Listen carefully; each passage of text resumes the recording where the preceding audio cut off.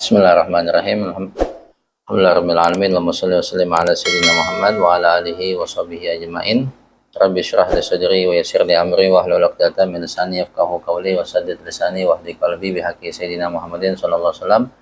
Qala al-musannif rahimahullahu ta'ala wa nafa'ana bihi wa bi ulumihi wa bi ulumi masyayikhihi fid dharain amin ila anqal. Wa sunanuhu, dan sunnah-sunnah berwudu. Kita melanjutkan belajar fikih kita melalui bimbingan Syekh Abdullah bin Abdurrahman Bafadal dalam kitab beliau Al-Mukhtasarul Latif sampai perkataan beliau wa sunanuhu, dan sunnah-sunnah berwudu as-siwaku, diantaranya adalah bersiwak. Ya, bersiwak ini sangat diperhatikan oleh Nabi Shallallahu Alaihi Wasallam. Beliau bersabda, laula an asyqa ala ummati la amartuhum bisiwak inda kulli wudu'in. Seandainya aku tidak memberatkan umatku, niscaya aku akan perintahkan mereka untuk menggunakan siwak ketika setiap kali mereka berwudu. Ya, seandainya Nabi tidak memberatkan, niscaya siwak ini menjadi perintah wajib. Tapi Nabi tahu kita umatnya nggak bakalan mampu, sehingga siwak hanya menjadi perintah sunnah saja. Ya, terutama ketika kita ingin melakukan hal-hal yang yang sifatnya itu kebaikan, kita menggunakan siwak, itu pahalanya lebih afdol. Seperti berwudu menggunakan siwak, pahalanya lebih besar. Ya, sholat menggunakan siwak lebih afdol daripada 70 kali sholat tanpa menggunakan siwak. Rok'atan bisiwak khairun min sab'ina rok'atan bi ghairi siwak. Dua rakaat menggunakan siwak lebih afdol daripada 70 rakaat tanpa menggunakan siwak. Ente wudu pakai siwak, 70 kali wudu pahalanya. Maka rugi yang nggak pakai siwak. Ya. Dan kalau nggak ada siwak, bisa dengan sesuatu apapun yang kasar. Ujung baju bisa kita gunakan untuk siwak. Tapi yang paling afdol itu adalah menggunakan kayu arok. Ya, seperti ini. Ini yang digunakan oleh Nabi Shallallahu Alaihi Wasallam. Kalau nggak ada kayu arok, boleh dah ente menggunakan sesuatu yang kasar. Tapi menggunakan kayu arok pahalanya lebih besar daripada selainnya. Dan cara menggunakan siwak itu adalah angka 8. Ya, kanan atas, kanan bawah, kiri atas, kiri bawah, gitu. 3 kali. Kemudian lidah 3 kali. Kemudian langit-langit sekali. Itu cara yang paling afdolnya. Kalau sudah bau, maka dipotong. Ya, dipotong terus sampai kurang dari 4 jari kita. Kalau udah kurang dari 4 jari kita, buang. Karena kependekan. Kalau beli baru, ukurannya jangan lebih dari sejengkal. Kalau beli baru lebih dari sejengkal, potong. Ya, jangan lebih dari sejengkal.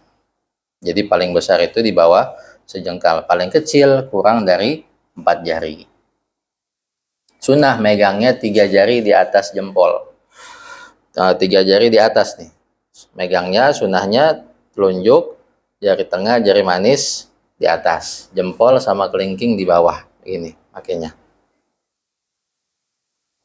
Kemudian kalau beli siwak, baru beli jangan satu. Karena setan demen ngumpetin siwak. Beli lebih dari satu ya. Taruh di tempat wudhu kita taruh di kantong-kantong baju yang kita pakai ibadah kita taruh ya. Buat bangun tidur ada, buat wudhu ada, buat sholat ada. Mau keluar rumah sunnah bersiwak, masuk rumah sunnah bersiwak, masuk masjid sunnah bersiwak gitu. Untuk pertama-tama jangan beli satu, karena setan demen ngumpetin siwak. Karena fadilahnya siwak itu sangat banyak. Di antaranya yang paling dahsyat adalah dia membantu kita mengucapkan syahadat ketika sakaratul maut.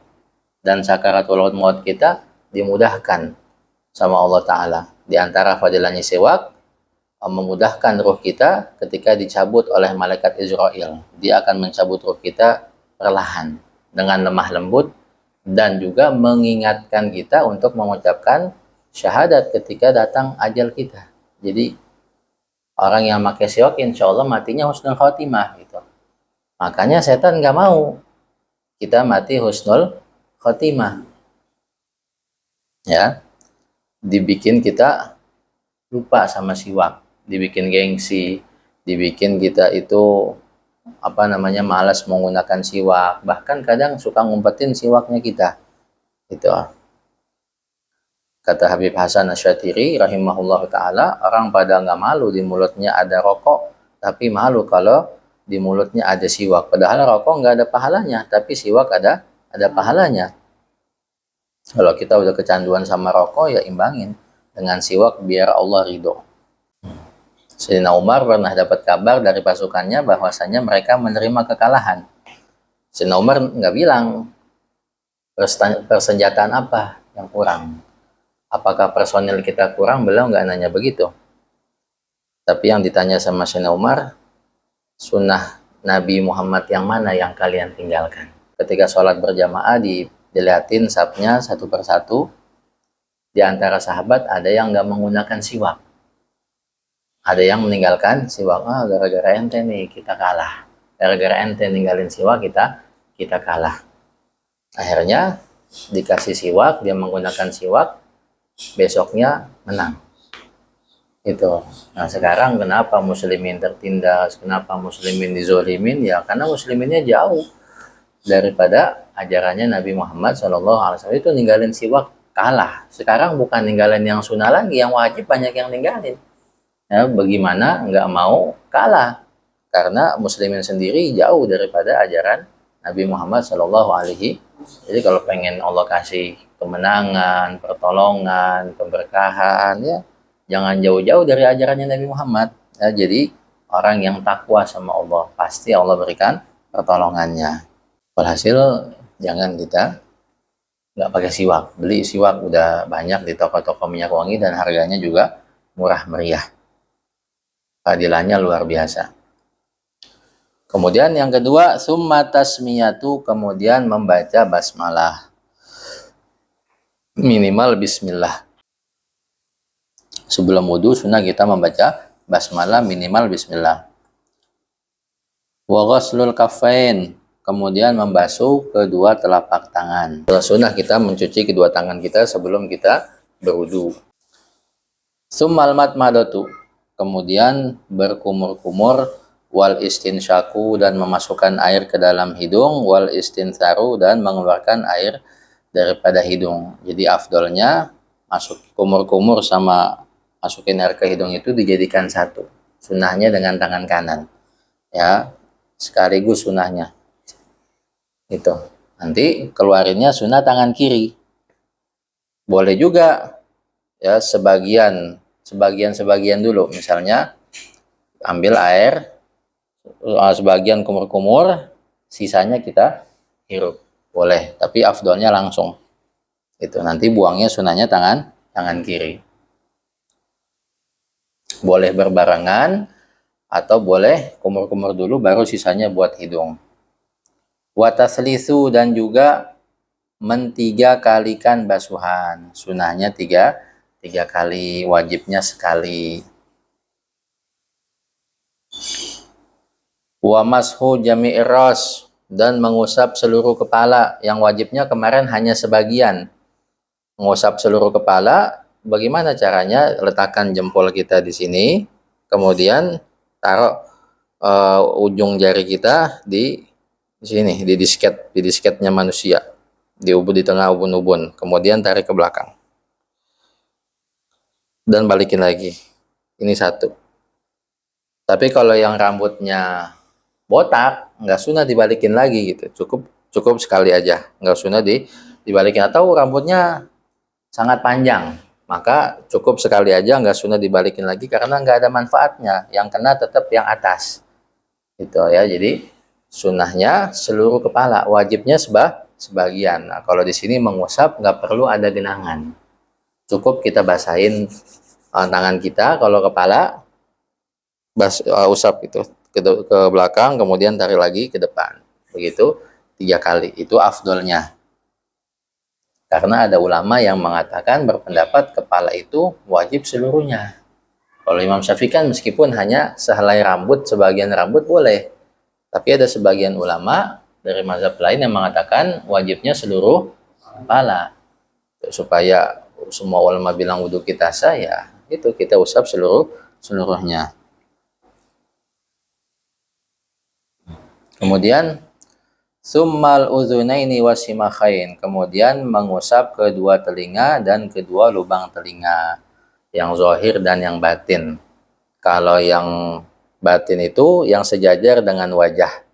Kalau yang zahir yang sejajar dengan kepala. Masukin telunjuk kita ke lubang telinga kita, pada lekukan-lekukan ini kita jalanin gitu. Ya, kita jalanin telunjuk kita pada lekukan-lekukan yang ada di telinga kita, kemudian bagian belakangnya dengan jempol gitu. Basahin tangan kita, jalanin tangan kita gitu.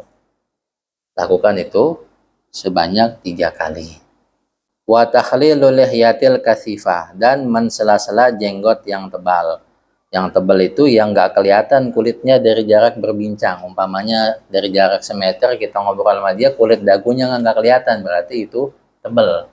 Maka air nggak wajib masuk ke dalam, tapi sunnah dia mensela-sela dengan tangan kanan dari bawah. Ya. Kalau yang kelihatan, air wajib masuk. Sebagian nggak kelihatan, sebagian kelihatan. Berarti yang kelihatan wajib masuk air. Yang tebal nggak wajib masuk air. Tapi yang tebal sunnah di sela-sela gitu dari bawah. Wa takhlilul asabi'i, dan juga mensela-sela jari tangan. Ya, jari tangan, jari kaki juga sunnah di sela-sela. Tapi menurut Syekh Ali Sibramulisi, mensela-sela tangan itu jangan dengan tasbik. Tasbik itu begini, ini bisa mencegah hidayah katanya. Mencegah hidayah, mencegah rahmat. Jadi dari punggung ya, dari punggung. Begitu juga kita lagi di masjid, kita lagi di majelis, jangan tasbik. Mencegah hidayah, mencegah turunnya rahmat. Setan itu kalau bengong, tangannya begitu tasbik ya. Jangan juga naruh dagu, tangan di dagu. Ya, jangan naruh tangan di dagu. Orang nggak bakalan mikir yang begitu, melayang pikirannya. Nggak nyambung-nyambung dia yang ngajar kemana, dia kemana. Itu gaya-gayanya setan seperti itu ya, tasbik sama tumpang dagu. Makanya Ustadz Alwi sangat marah kalau ada jamaahnya lagi ngaji tuh tumpang dagu. Juga sunnah mensela jari-jari kaki. Kalau jari kaki dari bawah, menggunakan jari kelingking tangan yang kiri. Mulainya dari kelingking kaki kanan, terus sampai jempol. Kemudian pas kaki kiri dari jempol. Ya, dari jempol kaki yang kiri berakhirnya di kelingking kaki yang kiri. Sempurnain dulu kanan 3 kali.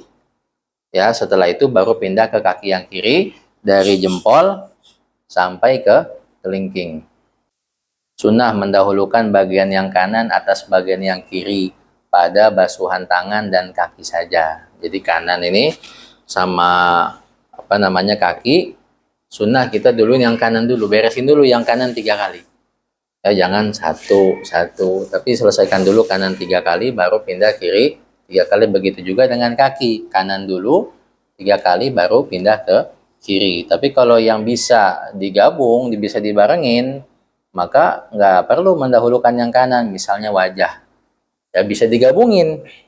Nggak perlu kanan dulu nih 3 kali, kemudian enggak.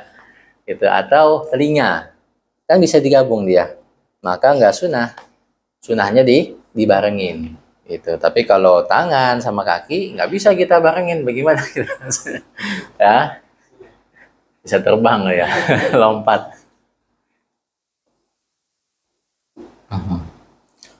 Wa tatwilul ghurrah wa tahjil, dan memanjangkan basuhan wajah, kaki dan tangan. Jadi dilebihin daripada batasan wajibnya. Kalau wajah lebihin, sebagian kepala kita basuh. Begitu juga telinga juga sunnah kita basuh ketika kita membasuh wajah. Karena ada yang mengatakan telinga ini juga bagian dari wajah. Begitu juga kaki, basuhan tangan sunnah kita lebihin sampai separuh lengan. Kaki sunnah kita membasuhnya sampai betis. Kata Nabi, nanti umatku akan datang pada hari kiamat, wajah, tangan, dan kakinya bersinar-sinar karena bekas wudunya. Maka siapa saja di antara kalian yang mampu melebihkan basuhan wudunya, silahkan dia lakukan. Wal mualah, kemudian berkesinambungan. Artinya berkesinambungan, ente membasuh tangan sebelum wajah ente kering. Ya, artinya ente membasuh basuhan wudhu ente sebelum anggota sebelumnya kering. Artinya spontan selesai. Gitu. Ini buat orang yang nggak punya penyakit salisul baul, salisul mani. Maka wudhunya sunnah spontan selesai. Artinya dia nggak tunda dulu. Misalnya dia basuh aja, kemudian tangannya dia basuhnya di tempat lain gitu. Dia basuh aja di Pekojan misalnya, dia basuh tangan di Jembatan 5, dia basuh kepala di Cideng, boleh-boleh aja, nggak masalah gitu. Tapi kalau orang yang penyakit salisul baul yang kencingnya netes terus, dia nggak boleh seperti itu. Dia harus spontan selesai. Mualah berkesinambungan hukumnya wajib bagi orang yang kena penyakit salisul baul tadi. Tapi kalau yang sehat-sehat, maka spontan selesai hukumnya sunnah. Begitu juga mandi hadas. Mandi hadas umpamanya dingin gak kuat, ente basuh badan dulu atau kepala dulu, sisanya besok pagi, boleh nggak masalah.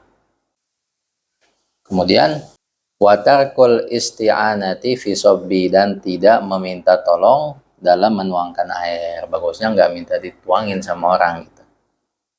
Watarku tansyifi bifirqatin, dan tidak mengelap bekas wudhu kita, karena wudhu itu air berkah. Nah, kalau kita lap berarti kita membuang-buang berkah. Atau jangan kita juga kibas-kibasan, jangan kita kibas-kibaskan, seolah-olah membuang berkah dari Allah Ta'ala. Dan juga jangan kita wudhu sampai menampar wajah, berlebihan, biasa aja udah gitu ya, jangan sampai menampar wajah. Dan juga jangan was-was ya, was-was itu dari setan. Orang yang was-was diketahui nama setan, namanya setan al-walhan. Kalau kita udah belajar fikih, yakin wudhu kita ini sah sesuai dengan ilmu fikih, jangan was-was. Nanti yang ada wudhunya nggak kelar-kelar. Ya, masuk pagi, keluarnya siang, nggak beres-beres mandi besarnya. Ada yang sampai seperti itu.